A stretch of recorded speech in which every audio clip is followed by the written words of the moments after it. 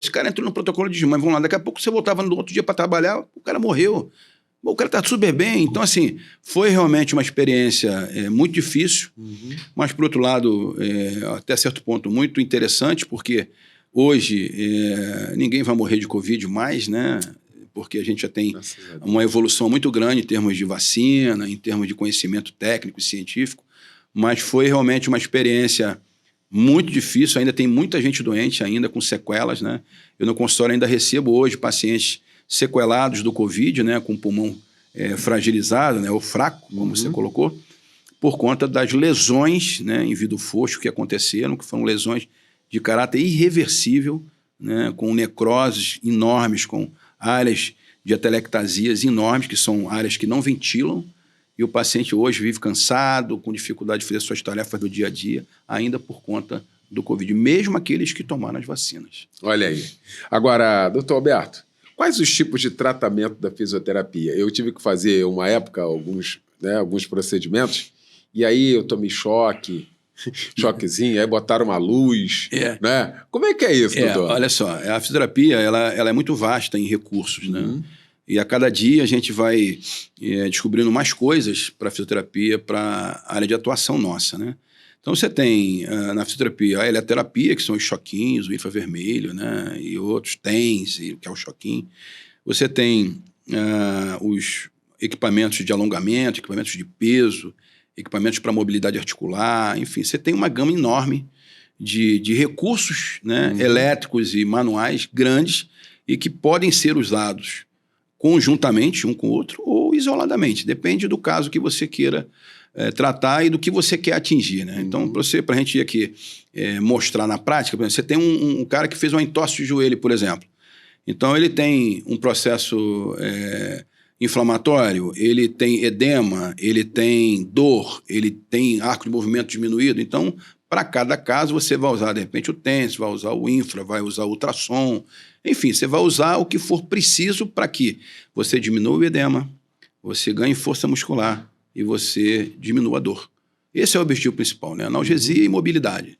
É um grande foco que a fisioterapia tem para fazer com que o paciente melhore. Deixa eu só voltar aqui um pouquinho. Atenção você aí.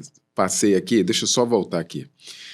Quem tem asma, quem tem bronquite, o que deve fazer? Qual é o procedimento que pode fazer em casa? Que eu lembro que uma vez a gente fez uma entrevista na rádio e você chegou e pelo rádio, esse homem conseguiu fazer um treinamento, né? E um monte de gente entendeu pelo rádio, viu? A didática dele, são 35 anos de experiência, viu? De uma vida assim, de um sacerdócio mesmo. O que tem que fazer? Como fazer, doutor Alberto? Eliel, todo paciente que tem asma, bronquite, que são doenças muito semelhantes, embora distintas, precisa de fazer fisioterapia respiratória, né? As doenças inflamatórias, infecciosas, também precisam de fazer fisioterapia respiratória. Mas o asmático, em especial, que é o caso que a gente está aqui em voga, ele precisa respirar melhor, né? Então, o que acontece com o asmático e quem tem bronquite? Ele tosse muito, ele tem dificuldade para soltar o ar, né? Ele tem dificuldade para puxar, mas para soltar muito pior ainda. Então, é o famoso gatinho, né? É o paciente que puxa o ar com dificuldade, ele fica com a fadiga para puxar o ar, né? Para inspirar, e quando ele consegue soltar o ar sai com uma resistência muito grande. E é o barulhinho do gatinho, né? Como se fosse um fum. Então, você escuta esse paciente e você percebe que existe uma restrição para o ar sair. Então, existe no asmático, quem tem bronquite, uma dificuldade para puxar o ar, né? E também uma dificuldade para soltar o ar. E o que fazer? Bom, primeiro, usar as medicações prescritas pelo seu pediatra, se for criança, pelo seu alergista, pelo seu pneumologista. É fundamental que os pacientes asmáticos e quem tem bronquite, seja criança ou adulto, principalmente o idoso também, usem as medicações prescritas. Eu tenho casos em que o paciente para de usar a bombinha porque faz mal ao coração e não faz mal ao coração. Olha aí, gente. Não faz mal ao coração, desde que você use a bombinha conforme foi prescrito pelo médico. Se você fizer exatamente a quantidade de puffs que ele passou, de tempo em tempo, de 4 em 4, de 6 em 6 horas, de 8 em 8, de 12 em 12, não há problema nenhum. É relação custo-benefício. Se você não fizer, o teu filho ou idoso vai piorar. Isso é a primeira coisa. E a segunda coisa é ter uma alimentação regular, o aumento de ingesta líquida é importante, porque a água é importante no metabolismo pulmonar, e fazer um exercício que eu acho muito legal e muito fácil, né? Que é você se sentar, puxar o ar lentamente, o máximo que você puder, e procurar soltar o ar todo. Porque o asmático, né, ele tem, ou quem tem bronquite, ele tem um medo de soltar o ar todo e não conseguir puxar o ar de novo.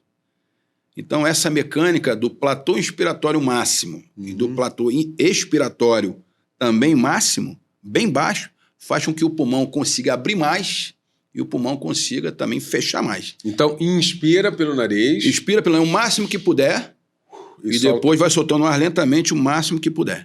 Isso vai fazer com que o pulmão, a caixa torácica, consiga uma complacência maior e volte ao seu limite de uma forma mais tranquila. Quantas vezes isso, doutor? Se você puder fazer isso todo dia, de manhã, de tarde, de noite, de 10 a 15 vezes, você vai ter uma melhora boa.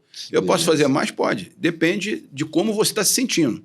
Porque tem pacientes que fazem de manhã e de noite e de tarde não faz e se sente super bem. Por isso a importância de fazer controle ambiental, fisioterapia respiratória e medicação. Isso é um tripé, Léo, que não tem como fugir. Paciente que tem doença respiratória, seja qual for, se ele não controlar bem o ambiente, se ele não fizer o uso da medicação prescrita pelo médico e se ele não fizer fisioterapia respiratória, ele está fadado a ter falta de ar grave.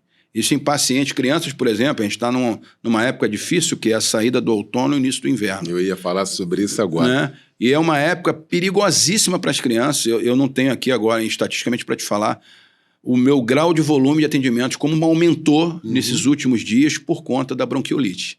Né? Ou seja, por influenza, ou pelo vírus sincial, ou seja, são vírus que são da época mesmo e que causam bronquiolites graves. Né?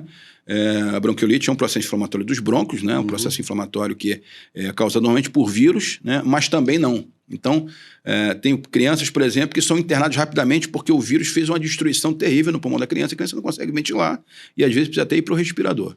Então, é uma época difícil, então eu sugiro que os papais tenham extremo cuidado com os seus filhos, principalmente crianças, a partir do 1º, 2º mês até o 7º, 8º mês, de evitar ambientes aglomerados, de evitar ambientes fechados, e é o primeiro sinal de tosse contínua, com febre ou não, e cansaço, procurar ajuda médica. Maravilha. Eu tenho mais 2 perguntas antes de eu entrar aqui na quiropraxia. Eu estou, assim, querendo também falar sobre isso aqui, mas eu tenho 2 perguntas antes. A primeira, doutor Alberto, a má postura. Eu não vou perder essa oportunidade de falar isso aqui. Essa má postura por causa do uso do celular. Como é que é isso, doutor?